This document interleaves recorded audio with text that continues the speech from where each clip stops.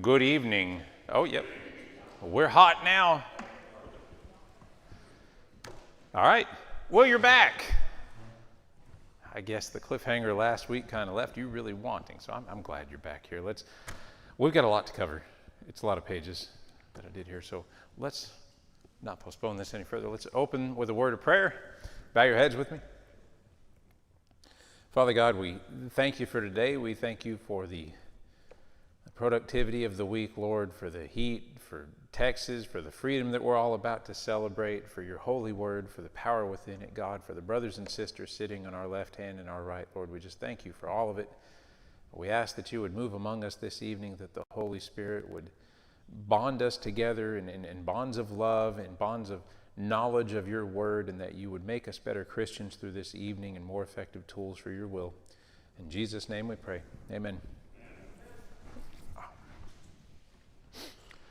So a man, his wife, and his mother-in-law went on a vacation to the Holy Land, to Israel, dream vacation.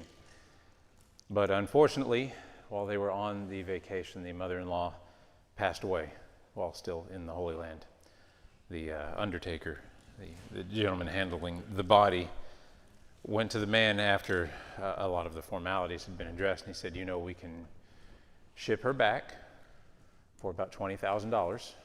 Or we can bury her here for about $200. And the guy thought on it for about 5-10 seconds, said, let's ship her back. And he said, really?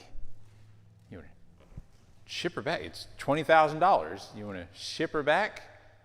You don't think she'd like being maybe buried in the Holy Land? And he goes, no, let's ship her back. If I recall, the last guy I'm really aware of dying in the Holy Land came back after 3 days. I'm not running that risk.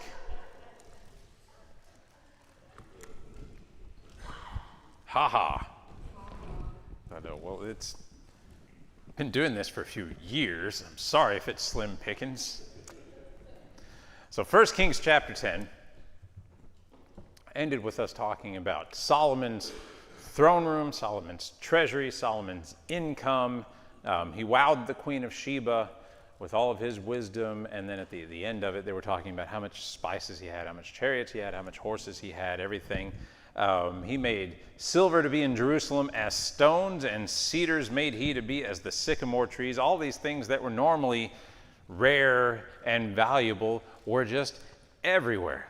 Silver is so prominent, it's like stones. That's what we call inflation. And then we left it on a little bit of a cliffhanger because I said this is the beginning of the turn of Solomon. The beginning of his fall from grace, fall from the will of God here. And that's where we pick up in 1 Kings 11. So verses 1 through 4. But King Solomon loved many strange women, together with the daughter of Pharaoh, women of the Moabites, Ammonites, Edomites, Zidonians, and Hittites, of the nations concerning which the Lord said unto the children of Israel, Ye shall not go into them, neither shall they come in unto you, for surely they will turn away your heart after their gods. Solomon clave unto these in love, and he had 700 wives, princesses, and 300 concubines, and his wives turned away his heart. For it came to pass when Solomon was old that his wives turned away his heart after other gods, and his heart was not perfect with the Lord his God, as was the heart of David his father. So I told you last week we were talking about the opulence of David's kingdom, the ivory throne with the gold inlay on it, the shields of his hall, the commerce he had that came to 666 talents of gold per year. And I said last week we're looking at the beginning of Solomon's downfall, and I wasn't kidding, because here we see the true downfall of King Solomon.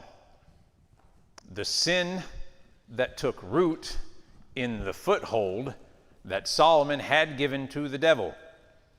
Solomon loved many strange women, his own Egyptian wife, the daughter of Pharaoh, as well as women from the Moabites, Ammonites, Edomites, Zidonians, and the Hittites.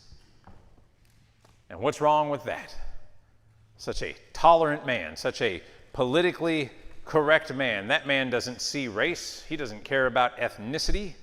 He is welcoming and open and enlightened. Well, we all know what the problem is with that, don't we? The women to which Solomon had joined himself worshipped pagan gods, little g. The Sidonians worshipped Ashtoreth, that's the ritual prostitution god. The Moabites worshipped Chemosh, sometimes through child sacrifice, the king of Moab actually does that with his own son in 2 Kings, in 2 Kings chapter 3. The Ammonites worshipped Moloch. That's the one where the followers are said to have passed their children through the fire, placed it upon the flaming hot hands of Moloch, lit by a fire beneath.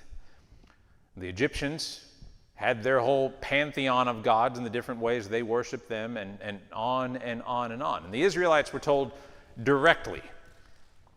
It wasn't a mystery, and it definitely would have been known to the wisest man in the world that in Deuteronomy, God specifically forbade the king from taking many wives, because the wives he would be taking would be from other nations, and the turning of his heart from God would be the inevitable result.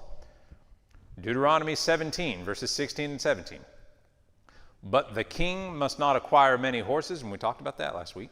The king must not acquire many horses for himself, or send the people back to Egypt to acquire more horses, for the Lord has said, you are never to go back that way again. He must not take many wives for himself, lest his heart go astray. He must not accumulate for himself large amounts of silver and gold. Just out of that 2 verses alone right there, he's 0 for 3. And it wasn't one of those rules given out with no indication as to why. You know, we do that with our own kids sometimes, or we have. We say, don't go to that party. We know there's going to be lots of drinking. There's going to be crazy people there. Don't go to that party. We may not say it. We say, do your homework when you get home, because we know if we don't say it, they're going to put it off to the last minute. We say, don't buy that car. I know you're working, but you can't afford the payment. You can't afford the insurance. We don't take the time often to explain to them why. We just say, don't do it. And we leave it at that. That's not what God's doing here. There is a don't do it, but God tells them exactly why they shouldn't do it. He says, don't multiply wives. They will turn your heart away from God. And that's why we get the wording the author uses in verse 2, where it says, Solomon clave unto these in love. Now, your modern sensibilities might be tempted to go, oh, he loved them. You know, he clave unto those girls. How romantic. That's like that Hallmark movie I watched the other day. He's claving everywhere. No, don't miss the point. That verse is saying that the foreign women took hold of the king's heart, and instead of cleaving to God, instead of staying faithful to the God who had blessed him so, Solomon clave to the foreign women. He threw in his lot with a bunch of foreign wives. He set God aside and clave to them. And that would be bad enough, but then verses 3 and 4 show the true extent of it. 700 wives, princesses, political affiliations for peace, for commerce with all the other nations, 300 concubines, and that's not merely to say prostitutes, that is a half-wife kind of station. We've seen that mentioned before. They have some status, but not formal wife status. And isn't AI amazing? Look at that. That's a pretty good rendering. I didn't take the time to mark through those. That may be more or less than 1,000. I can't really say. Now, I'll say this. There are a lot of scholars that think the numbers that are given for Solomon's harem are collective numbers of how many women that he had over the duration of his reign. Even still, I don't think that's the case. Even still, those are insane numbers. But in 2 Samuel 60, let's see. It wasn't 2 Samuel. You remember what happened to David's wives that Absalom defiled? After David was in exile, Absalom took over Jerusalem. He took one of David's counselors, Ahithophel, I want to say, and he said, you know what, you should really drive a wedge between you and David, make the possibility of his return in peace completely off the table, and you take the concubines that he's left and set up a tent on top of the palace and lay with those concubines. And he did it. He defiled them. Well, when Absalom was dead and David returned, he didn't execute those women, but they were confined to the palace. For the rest of their lives, they were confined to the palace. So once you're a royal wife, there's no turning back. You're not signing up for a 5 or 10 year contract or something like that. You're in it. David kept them in the palace because they had been defiled, and he was protecting them. He was protecting his own reputation. It would do him no good to have them out and about in the city. But even without that, upon his return, if they had not been defiled, they would have been able to travel as normal, throughout the city, but they would never have lost their station, because once you are a wife of the king, that's it. So Solomon had 700 wives and 300 concubines that would never have formally left his service. They would have been around within the palace the whole time. And even if he had allowed them to go out and about, they would have stayed relatively within the city, because the whole of your status is tied to your relationship to the king, so you're not leaving that. He had 1,000 women, give or take, because when the Bible throws out round numbers, specifically like 1,000, it may be a little less, a little bit more. It's really just trying to communicate a whole bunch of women there. Probably 700 and 300 are right around there. But he had 1,000 women at his disposal. And what does verse 4 say? He's old. At least half of Solomon's reign was over before the temple and Solomon's house and all the other buildings were complete. So it was in the latter half of his reign that he really started to build up his harem. So when they say he's old, he's probably really only about 50 to 55 years old, somewhere in there, because Solomon was only 60 when he died. So the term old here is really just saying near the end of Solomon's life. It's not saying old, but even still, at 55, what I really want to point out, 1,000 women in your harem at 55, he's well beyond the prime of an adult male. And I know there's a lot of strong, virile 55-year-old men out there. That's Matt Damon, Mark Wahlberg, Ethan Hawke, Ewan McGregor.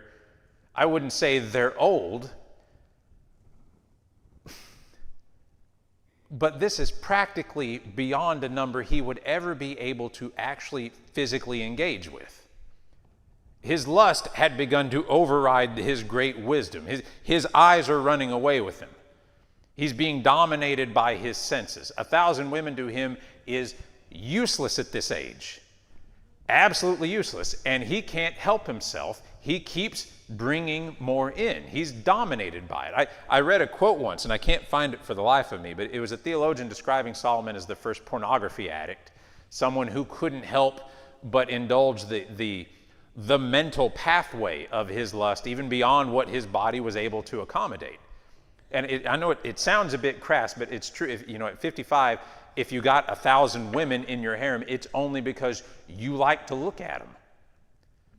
And the inevitable result of this indulgence, it wasn't it's not a moment of weakness or even a period of weakness, as you might describe David's vile act as a period of weakness with Bathsheba and her husband. This is different. David is described as having a heart who was perfect toward the Lord, someone who was seeking God's own heart. So yes, he had a period where he fell hard and fell very far, but he recovered eventually, and God forgave him. He repented of what he had done, and God restored him here. He realized what that sin was, and he genuinely sought to turn away from it. That's not how Solomon is described. His heart was turned away from God to pagan idols that he clave to. He abandoned God, essentially, and went to these pagan idols. And look how bad it was. Look, verses 5 through 8. What? Ha! What happened to all his wisdom? It obviously didn't pertain to... He had 1,000 wisdom saying, you ain't that smart. It just whittles down your self-esteem. Whatever happened to one wife and one husband? Why polygamy? Why ever polygamy in the Bible? I mean, it's never condoned. I mean, David was a man after God's own heart. And Yes. as he said, he had a pure heart. But he had over 300 wives. He did. And what you're seeing there is, when you get down to sin, there has to be, for it really to be held against you, intent. I think intent. Even despite what he knew, I don't think he saw it as sinful as we see it, given the tradition and the culture that he was living in, and how it was accepted specifically among kings to have multiple wives.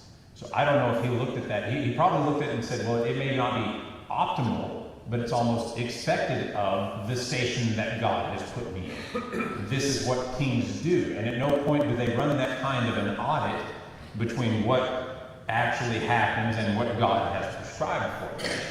And it's weird, but I mean, and we've had this discussion before, that there are times in what God says of us, we don't particularly follow all the time, and we consider it socially accepted. God says follow all the laws of man. We might have sped here. We might have broken the speed limit to come here.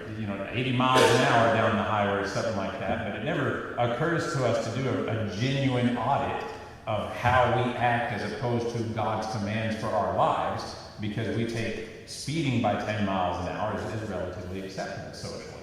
Is it against what God would have for us? Yes, technically. And I know that's a small example, but you understand the principle that I'm saying out there. I don't know that at any point in his life he looked at it and genuinely tried to weigh it against God's commands for what is optimal between a man and a woman like that.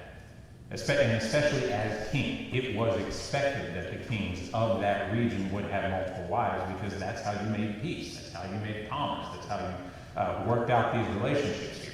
But they had children by multiple of those wives. They did, but again, that's part of being the king, was you shearing up your royal line. That if you had one wife and, well, she only had 2 daughters, then what? Then you've killed the line. Maybe it's your responsibility to have another wife who can at least give you a son or another one. And what if that son dies? Or maybe another one. So again, I'm not advocating for it. You can straighten your head. You're talking your head at me like you just don't believe it. You can straighten it. You can say, all right, I'm shooting you straight here, Linda. This is what they believed a lot of the time. It was culturally acceptable to them. I mean, it's... well, they believed women were property. I mean, so let's just get down to the... Well, and a lot of them weren't wives, were concubines. They're half-wives. I mean, we don't agree with that. I hope we don't anybody agree with that today. But back then, that was just the acceptance of it. Women more than men. How far are we really as a religion? I don't mean this church, and I don't mean really conservative Christians, because I believe there will always be a sect of us. But how far is our society from Christian churches looking at cohabitation, people living together, shacking up, and never getting married as being completely normal? You don't think that's possible? I had someone the other day I don't say think it's normal. No, you don't. But again, you're running a hard audit against what you think and what the Bible says. Our society. The Bible says one husband, one wife. Linda, I know you understand me. I think you're just trying to be combative. No, I'm not. Okay. I'm not. Does our society say it's okay to cohabitate before marriage? Does our society? Yes. Yes, it I had does. somebody say to me this week, that's just the world we live in. That's just the world we live in. I mean, it was very acceptable to Now, me. how far are we really from, and again, I know there will always be Christian churches that read the Bible and look at it and say, no, this is wrong, but as a society, all of these mega churches that keep popping up, keep pouring honey in people's ears and telling them exactly what they want to hear, are we really more than 1 or 2 generations from people living together in sin for all their lives being the norm? No, we're not far away from that at all. We're in it. But again, those people are never called to do a hard audit of the culture against, and the way they're living against the Word of God. They accept the society that they are born into as the way things are. Now, that doesn't mean that they don't look at some aspects of their lives and really weigh them against the Bible, but they've got blind spots, and I would hope that we all have some blind spots. And then, you know, every now and then we hear about them, and it causes a little bit of dissonance. It makes us uncomfortable, and you really have to sit down and say, well, am I in the wrong with this? This is the way I've been living my whole life. Is this wrong? But not a lot of people come to that easily. I don't know if that was just a blind spot for King David, a blind spot for a lot of the believers. Yes, sir. First of all, the women were considered property. And this was the king of all kings at the time, because he was accumulating property from all over the world. I mean, he had silver running like water. You know, so what else would you expect, considering they considered private property? But the other thing I wanted to say is, we have to be aware of the fact that this word is speaking to people that believe in God. Societal norms are completely separate from that. We are always going to be in conflict. Always have been and always will be. We should all, yes. It's when that social norm starts to trickle into what Christians say they believe. And I agree with you with these megachurches and some. Well, I mean, there's a Texas politician right now that everybody is claiming is the next new age Christian politician. Tallarico. Have we seen him? He's got too big a foot. You'll never get it out of his mouth. I agree with you. Man's certifiable. But at the same time, too, that's the crop that our society is producing. And at some point, if we give up the ground, that will be what the church considers to be a Christian politician. He's got a mutual friend of all of ours who's a Christian, 100% in his pocket. Okay. Yeah. You might have to. You know, if I can interject, this is what Solomon ended up, I think, is a combination of a couple of things. One, nature. If you look across the entire animal, bird, even fish kingdom, if you want to lure in and kill any male animal, I'm good with sex. It's the way it works. You know, a duck call is a hen calling in a drake, deer calls, turkey calls, anything you do, that's the way you lure the male in. That's nature. Combine that with Solomon being in a position where he did not feel any accountability. Nobody's going to call him in and say, Solomon, you shouldn't do this. He's the king. He can kind of do whatever he wants. So you get those two things working together, and perversion starts to set in. You know, I mean, I see share of women, they look really good, or at least from India, or at least from, and it turns into an absolute disaster. Yes, he was a very wise man. The wisest of men seem to fall prey to this very thing. I remember when I went to work for school district, Dr. Jacobs was a superintendent, an old man. He told me, called me in, he said, son, two things will get you, money and honey. And he was right, and Solomon fell for both of them. That is human nature, and it happens today. How many TV preachers or whatever, and I don't have to be TV preachers, how many people do we see fall into that Politicians, everybody. age-old trap? But That's nature. there's a flip side too. For these women, a lot of them, this was a great honor. Of course. I mean, and their families were probably really promoting this and pushing this and everything like that. So, I mean, it wasn't like you just rounded all of them up against their will. A lot of them come very willingly to this. I would think a woman in Solomon's house is doing better than a woman in some dude's house. Yeah, no, that doesn't look like a budget in or something like that. No, I'm not budgeting. You want me to come up there and just stand around and look pretty and live in your house that's literally plated with gold? Yeah, maybe I will. Sure. Well, and see your husband once a year, maybe? Maybe once every 2 years. I mean, this wasn't just a lopsided event. a lot of these women, this was an aspiring to position.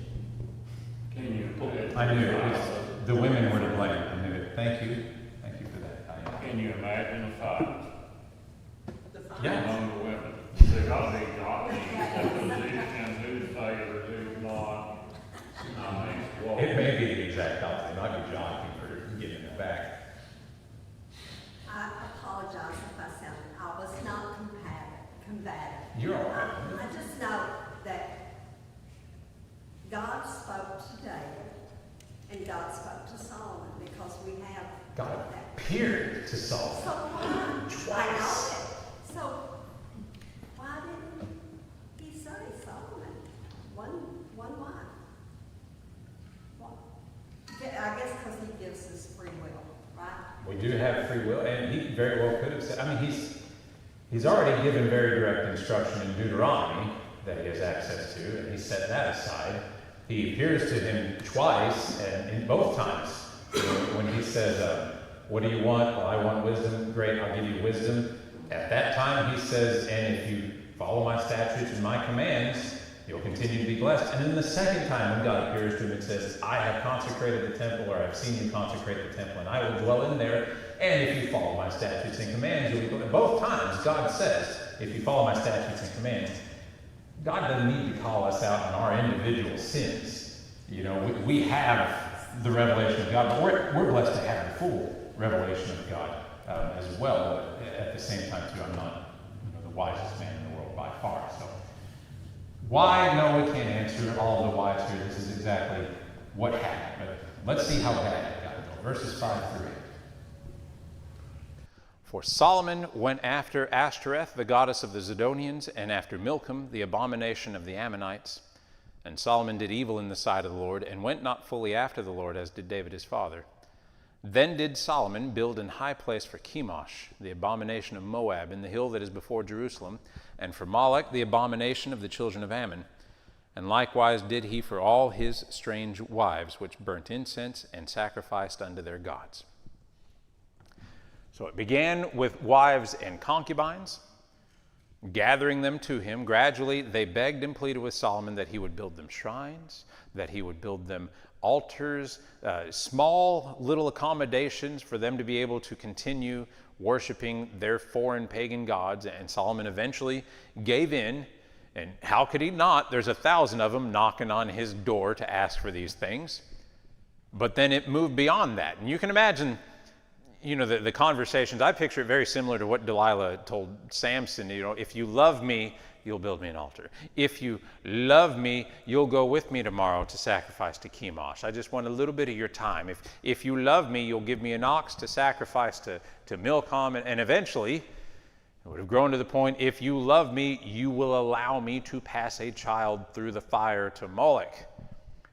Each step is a little easier than the last. With each step, your conscience gets just a little more dead, a little more seared as with a hot iron. So you're at the point you have no conscience, or conscience is dead to you. And I hold that your wisdom and your intelligence is far more detrimental at that point than it ever was a blessing. You're super smart and suddenly your conscience is dead to you. That's scary. Great big brains of those people that have no conscience can dream up all sorts of reasons that why they're doing whatever they're doing is justifiable in a grander sense of things. Being the wisest man on earth and having no conscience would just mean that you can do some amazing mental acrobatics to justify your sin, to justify why you have clave unto these foreign women. So Solomon might have a wife that's asking him to sacrifice a child to Moloch, but he's already, moved on to the cost of erecting the altar, and the commerce from her home nation is up to 28% this last year. So maybe we don't want to hinder that. Maybe it's worth it. Just build the altar, and that that justifies the small cost of the altar, justifies the income that we're receiving from keeping up good relations with that foreign place.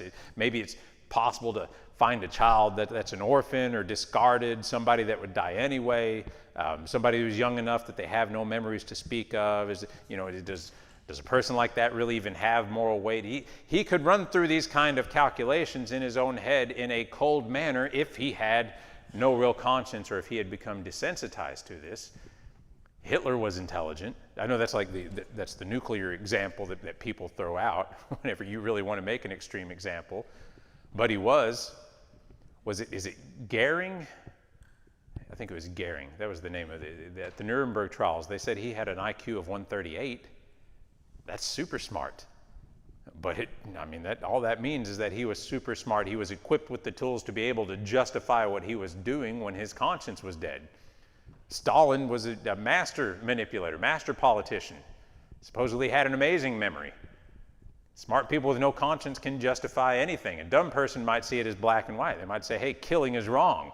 I'm not doing it, and I don't care why you say it. But Solomon was smart enough to see everything in shades of gray.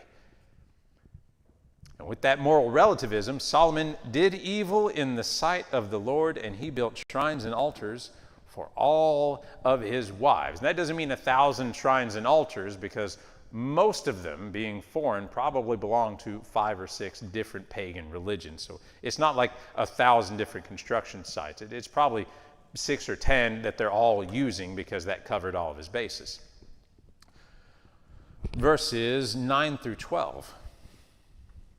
And the Lord was angry with Solomon, because his heart was turned from the Lord God of Israel, which had appeared unto him twice, and had commanded him concerning this thing, that he should not go after other gods, but he kept not that which the Lord commanded. Wherefore the Lord said unto Solomon, for as much as this is done of thee, and thou hast not kept my covenant and my statutes which I have commanded thee, I will surely rend the kingdom from thee, and will give it to thy servant. Notwithstanding, in thy days I will not do it for David thy father's sake, but I will rend it out of the hand of thy son. Howbeit I will not rend away all the kingdom, but will give one tribe to thy son for David my servant's sake, and for Jerusalem's sake, which I have chosen. So the Lord was angry with Solomon, because he had fallen to idolatry and turned from the God who had appeared to him twice. Twice, people, appeared twice. Something that David never experienced. David, whose heart was perfect towards God, had never seen God in that way, and here Solomon's been blessed with it twice, and he can't keep it straight.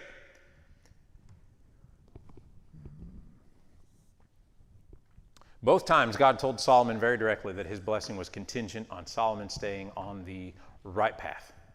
So you're going to obey the statutes, you're going to follow my commands. And while you might think that these events would leave an impression on Solomon, apparently he gradually forgot them. He wandered away from it. His mind was turned to 1,000 women and mountains of wealth. And those kind of things seemed to just take over his day. All those thoughts came in, and thoughts of obedience to God went out, in one ear and out the other. In verse 11, the Lord said unto Solomon, you messed up, and I'm taking the kingdom from you, and I'm giving it to someone else. And here, we assume in verse 11 that what they're saying is by the voice of a prophet, probably Ahijah. That's the prophet that we see in a little bit. Maybe Edo the seer that gets mentioned on occasion. He was around at this time as well. The author details how God met with Solomon when he was on the right path and he was blessed. You know, God met with him twice, but that was both times it was on good standing. Solomon had made a very humble request when God appeared to him, and then Solomon had sacrificed all those animals and consecrated the temple, and God appeared to him. So both times that God appeared to him, Solomon was at least in righteous standing with God. Here, we get no detail about God appearing to Solomon, because we take it God just spoke through a prophet to send him, because Solomon has fallen out. He has set God aside here. So it's a very different setting and a very different message from the previous encounters. And it's very much like Nathan when he was calling out King David and saying, thou art the man. This prophet probably came to Solomon and said, God says your reign is about over. It's just about done. That was the message. God told Solomon he was going to take the kingdom from Solomon, and God was going to give it to one of his own servants. But then, God says, out of affection, to show respect for the relationship that your father David had kept with me, for being an obedient king, for keeping his heart towards me, God was not going to take the kingdom directly from Solomon's hands. He would take the kingdom from Solomon's son, and even then, not the whole kingdom. Verse 13 is God says he will not rend the whole kingdom from the hands of Solomon, but most of it. He's going to take most of it from Solomon. So Solomon's son will get the land of one tribe, which is Judah, largely made up of the Benjamites. And the city of Jerusalem, because it's God's chosen city, and it eventually became the capital of the kingdom of Judah. And that's exactly what happens. And we're a ways off, but eventually the kingdom of Israel is split into the northern kingdom of Israel, which is comprised of the 10 tribes of Israel, and that God takes from the hands of Solomon's son. And then there's the southern kingdom of Judah, which is just essentially the tribe of Judah. Verses 14 through 22. All right, so big bit of reading here. And the Lord stirred up an adversary unto Solomon, Hadad the Edomite. He was of the king's seed in Edom. For it came to pass when David was in Edom, and Joab the captain of the host was gone up to bury the slain after he had smitten every male in Edom. For 6 months did Joab remain there with all Israel until he had cut off every male in Edom. That Hadad fled, he and certain Edomites of his father's servants with him to go into Egypt, Hadad being yet a little child. And they rose out of Midian and came to Paran, and they took men with them out of Paran, and they came out to Egypt unto Pharaoh king of Egypt, which gave him an house, and appointed him victuals, and gave him land. And Hadad found great favor in the sight of Pharaoh, so that he gave him to wife the sister of his own wife, the sister of Tahpenes the queen. And the sister of Tahpenes bare him Genubath his son, whom Tahpenes weaned in Pharaoh's house, and Genubath was in Pharaoh's household among the sons of Pharaoh. And when Hadad heard in Egypt that David slept with his fathers, and that Joab the captain of the host was dead, Hadad said to Pharaoh, Let me depart, that I may go to mine own country. Then Pharaoh said unto him, But what hast thou lacked with me, that, behold, thou seekest to go to thine own country? And he answered, Nothing, howbeit let me go in anywise. So to execute God's judgment, the rending of the nation from Solomon and his son, the Lord raised up an adversary to Solomon, somebody that he had had in the works a long time, Hadad the Edomite. And this is an interesting guy. And this story, as we read in verse 15, the story starts way back in 2 Samuel chapter 12. Joab fought against Rabbah, and the sons of Ammon had captured the royal city. And Joab sent messengers to David, and he said, I have sieged Rabbah, and you need to come down here. We're about to strike the final victory blow, and you should have that. And David came down, and that was in 2 Samuel. David rode over there, and then they laid siege to the city, and David took the victory with Joab. Well, when that happened, that was a 6-month siege, as it says in verse 16 there. For 6 months did Joab remain there with all Israel until he had cut off every male in Edom. That's not saying they wiped out all of the men. That's saying that the fighting men, for the most part. They're people. They didn't wipe them off the map. It's just saying that the vast majority of the men were dead. So years earlier, David had conquered Edom with Joab. Joab was camped out for 6 months. They didn't get everybody, but no. There we go, that one. Hadad, as a child, escaped the siege of the city. And we don't know exactly how young he was, but he escaped in the hands of some of his faithful servants because he was a member of the royal family. That's what it's saying in verse 14 when it says he was of the king's seed in Edom. It's not referring to David, it's saying the king of Edom. He was of the royal line there. And the servants took this boy through Midian, through Paran, into the land of Egypt, where Pharaoh gave Hadad the royal treatment. He gave him a house, he gave him food, he gave him land. He really set Hadad up. And eventually when he was grown, he even went as far as to give Hadad a wife from the royal family, Pharaoh's own sister-in-law. So following that, Hadad's own son was raised in Pharaoh's house among the sons of Pharaoh. So he really got the red carpet treatment. It was rolled out right for him. Pharaoh was happy to show support to this kid given his plight. And that it shows Pharaoh, and we do believe it's the same Pharaoh as in Solomon's reign. And you have to again think, this is back in the time of David when all of this happened. David was before Solomon, so this is back a little while here. But he gave a wife to Hadad. He let Hadad stay around there. He's treating Hadad well when David had besieged his city. So maybe at that point Pharaoh is thinking, maybe a little jealous of David's rise to power, of the strength of Israel, some of that. So then when this kid comes up here and he hears that David has sacked his hometown, and here's this, sole survivor of the royal line. He raises him up here. It shows Pharaoh to be a shrewd politician, because later on, when it's Solomon, and Solomon's prosperity and strength is far beyond that of David, he more or less looks at him and says, man, I can't beat this guy. And he joins him. He gives Solomon an Egyptian wife. He said, here, you take one right now. I'll be the first in line out of 1,000. You take this Egyptian wife right now. So it shows Pharaoh as being a somewhat shrewd political mind. When Hadad hears that Joab, the general who wiped out his hometown, was dead, and that David, the king who ordered that general to wipe out his hometown, is dead, and there's a new guy on the throne, King Solomon, so this is years later from this little boy escaping, Hadad goes to Pharaoh and he says, I want to go back to my hometown, Edom. Now, we know from extra-biblical histories that he doesn't do this immediately at the death of King David and of Joab. So it appears that Pharaoh at first said, no, I don't think that's a great idea. You're young, you've got everything, you stay here. And he reasoned with him over time, saying, is there really anything that I haven't given you? And that worked at first.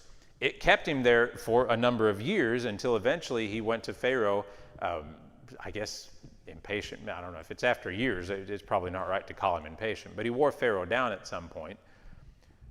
His persistence, not to mention God's will, because this is the adversary that he has raised up to go against Solomon here.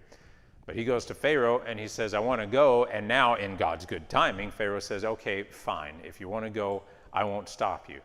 He says, you're right, I have everything that I need here, but I've got some things I've got to do back in my hometown. And Pharaoh, at God's divine edict, let him go. Verses 23 through 25. And God stirred him up another adversary, Rezon, the son of Eliada, which fled from his lord Hadadezer, king of Zobah. And he gathered men unto him and became captain over a band. When David slew them of Zobah, and they went to Damascus and dwelt therein and reigned in Damascus. And he was as an adversary to Israel all the days of Solomon, beside the mischief that Hadad did, and he abhorred Israel and reigned over Syria. So what's being referenced here in verse 23 is way back in 2 Samuel chapter 8. In 2 Samuel chapter 8, it says, David defeated Hadadezer, the son of Rehob, king of Zobah, and he captured 1,700 horsemen and 20,000 foot soldiers. And we talked about this, and if it wasn't last week, it was the week before.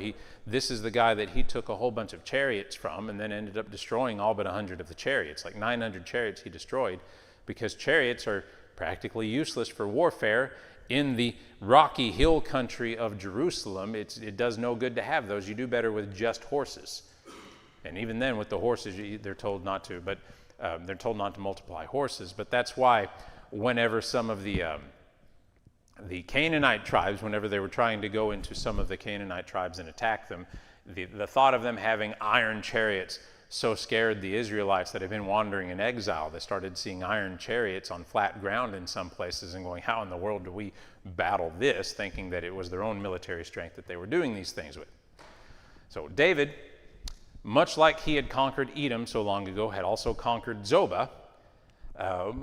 During that siege, Rezon, the son of Eliada, fled, and he went out from the city and eventually marshaled together his own band of fighting men, his group of mercenaries, that ultimately overthrew the leaders in Damascus, and they reigned for a time in the city walls of Damascus, which is even still the capital of Syria.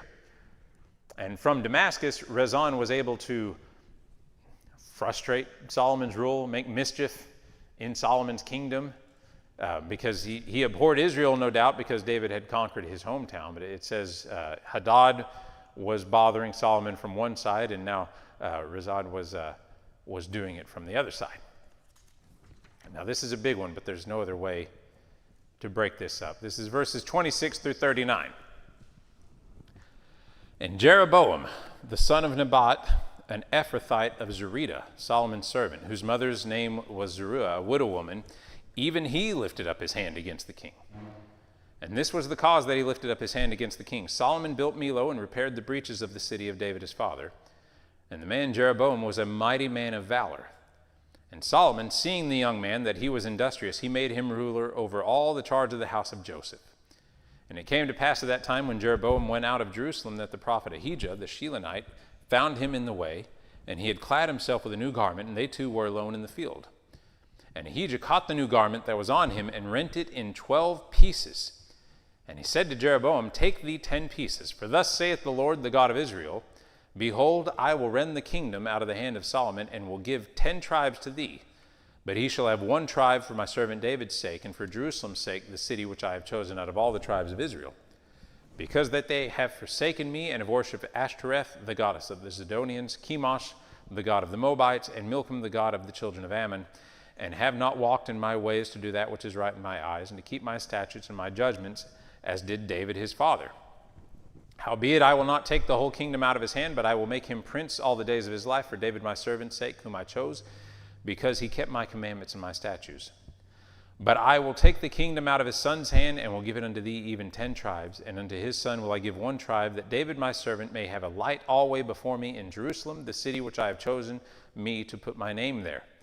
And I will take thee, and thou shalt reign according to all that thy soul desireth, and shalt be king over Israel. And it shall be, if thou wilt hearken unto all that I command thee, and wilt walk in my ways, and do that is right in my sight, to keep my statutes and my commandments, as David my servant did, that I will be with thee, and build thee a sure house, as I built for David, and I will give Israel unto thee, and I will for this afflict the seed of David, but not forever. All right.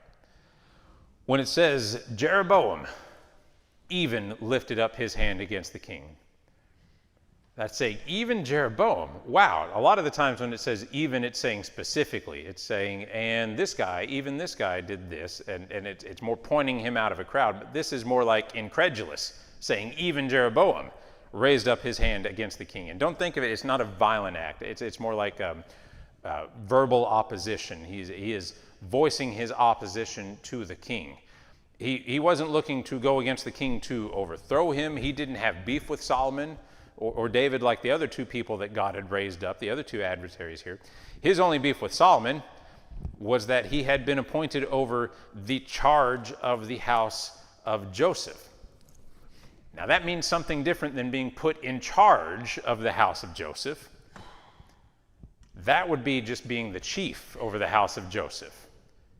This is saying that Jeroboam, being a mighty man of valor and an industrious man, as he is described, was made ruler over the charge of the house of Joseph. That is, the work that was assigned to accommodate the levy that Solomon had levied on all of the tribes. So he said, you truly are a mighty man, and you're industrious, you're smart, and you're good with numbers, and you can get people to work. I'm going to put you in charge of the taxes that I am levying for Manasseh and Ephraim, for the tribe of Joseph. So he turned him into a tax collector foreman kind of position here. It was every bit as much a burden as it was a promotion. It's like there's a popular meme out there. Have you ever seen the t-shirts that say, I've accidentally made myself important at work and it's ruining my life? It's about what it was. He was his own worst enemy here. He had proved himself able, and that led to more work. And so at some point, Jeroboam has left the city, and they don't tell us the event or the reason why, but he's left the city in some brand new duds, and the prophet Ahijah found him alone in a field. And what did the prophet do? He took hold of the robe on him, yanked it off of Jeroboam, and he cut it in 12 pieces. 12 pieces for the 12 tribes of Israel. Reuben, Simeon, Levi, Judah, Dan, Naphtali, Gad, Asher, Issachar, Zebulun, Benjamin, and the 12th was Joseph, which is often represented by the 2 tribes of Joseph's sons, Manasseh and Ephraim, because when we count the 12, the Levites are often left out of it because they didn't own land, because that was the priestly tribe. Ahijah told Jeroboam, he said, you take 10 pieces of this shredded cloak as a visual of the message that God has given me. I want to really drive this home, and we're going to do it through a visual aid, because visual aids help, right? Yeah. This is the first time we see something like this in the Bible, which is neat. We get a lot of prophetic messages. We get a lot of metaphors and parables, but this is the first time that a prophet is led by God to do an actual physical working of the word that he's been given. And there's a lot of instances in the Bible where this happens in, I forget the name of the daughter, but the Apostle Paul, prior to going off to Rome, that one of the women comes out and they're bound and they start to prophesy and they say, this is what's going to happen to you if you go on. She took off, I want to say she took off his belt and wrapped it around her hands and her feet or something like that. Is a physical representation of the prophecy. One of my favorite ones is Ezekiel. Ezekiel, God did a lot to Ezekiel. Ezekiel, it's a rough book to read, not just for the imagery and some of the stuff, but some of the stuff that God put that man through. Ezekiel at one point had to lay on his left side for 390 days, and then on his right side for 40 days, facing, he had taken a brick, he carved on the brick an image of the city of Jerusalem. Then he made mounds of dirt and siege engines around it, showing the siege of Jerusalem. And then he took a big iron pan and set it between him and the city of Jerusalem as God's complete protection over the city of Jerusalem. And he would do that. I know the image shows it with him in his house. It's undetermined whether he did it in his house or if it was more like performative art, out in the middle of the street or something. But he laid on one side for 390 days. And even, I'd say the best case scenario in that is that God's saying, it's 12-hour shifts, and I'll let you get up, walk around, you go use the bathroom, you come back, but then you're right back to laying down. Even at that, 390 days in a row of laying on one side, things shift. I can't lay on my right side now. I wake up weird. I've got a slightly compressed vertebrae right there from squatting so much, and I just can't do it anymore. 390 days would kill me. And then about the time, maybe about the time he starts getting used to it, God says, all right, 40 days on the other side. Let's flip you. I think you're done on this side. And he goes back to that side, still facing the model of Jerusalem. And that was only, there's another meme out there about how everybody really wants to obey the word until it's time to cook bread with feces. Read Ezekiel, you know what I'm talking about there. Well, in this instance, the prophet Ahijah tells Jeroboam, you're getting 10 tribes. Solomon is keeping the tribe of Joseph. God is going to rend those tribes from the hands of the king and raise you up to reign over them. Because Solomon has fallen into idolatry, and he's worshiping Ashtoreth and Chemosh and Milcom, and he's strayed from the God of his father David. And why does he tell him that? Oh, wait a minute. No, the very end of it. The very end of that verse. That's what I want to read. He says, and I will for this afflict the seed of David, but not forever. That's not even the part I want to read. No, he's saying, I wrote it down and then I scratched it out and put an arrow back over here. He tells him at some point in there, he's saying, don't mess with it. I'm giving you 10 tribes. I'm letting Solomon keep one, and that's his, and these 10 are yours. And why does he tell him that?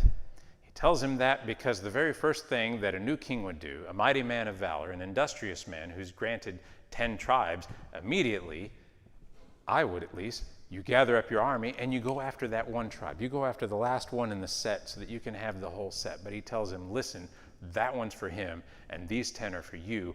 I'm not letting the kingdom leave that line because of his father David and the promise that I have made that someone from his seed will continue to sit on the throne. So the prophet's saying, you drop that thought right now. Solomon is in place and he's going to stay in place. And yes, his son is going to lose the kingdom, as it says in 1139. He's saying God will afflict his seed, but it's not going to be forever. God's going to keep his promise. The promise to the line of David is still in place. All right, last bit. Solomon sought therefore to kill Jeroboam, and Jeroboam arose and fled into Egypt unto Shishak, king of Egypt, and was in Egypt until the death of Solomon. And the rest of the acts of Solomon and all that he did and his wisdom, are they not written in the books of the acts of Solomon? And the time that Solomon reigned in Jerusalem over all Israel was 40 years. And Solomon slept with his fathers and was buried in the city of David his father, and Rehoboam his son reigned in his stead. So verse 40 there, the original Hebrew just says, and Solomon sought Jeroboam. It doesn't say the therefore. We're reading the therefore into it in the translation. I don't think it's completely false. I see the reason that we've done it there, but it's not formally there in the Hebrew. The King James is tied the attempt on his life, the fact that Solomon wants to kill Jeroboam, they're tying that to him being raised up to challenge him for king. I'd say that's a safe assumption, but it's not formally in the original Hebrew there, so it could possibly be for some other reason that Solomon has decided he wanted to kill him. It'd be weird, but it is possible. The result's the same. Jeroboam fled into Egypt, stayed there in the hospitality of King Shishak until Solomon had died. And then the author tells us everything else that Solomon did you can find in his royal accounts. You can find in the royal documented history of Solomon, part of that being the books of Chronicles that we keep referencing back and forth. Actually in 2 Chronicles, if you go to 2 Chronicles 9:29, we even get the detail. It says, "Now the rest of the acts of Solomon, first and last, are they not written in the book of Nathan the prophet, and in the prophecy of Ahijah the Shilonite, and in the visions of Iddo the seer against Jeroboam the son of Nebat?" So we see there are extra biblical, and that's not the first time we've talked about those. Those books come out every now and then, especially in the Old Testament where they talk about, and aren't the rest of these, and we'll continue to see that too as we progress through the rest of 1st and 2nd Kings here. And then Solomon reigned for 40 years until he died, no fanfare, natural causes, and buried in the city of David. And that's chapter 11. Nope.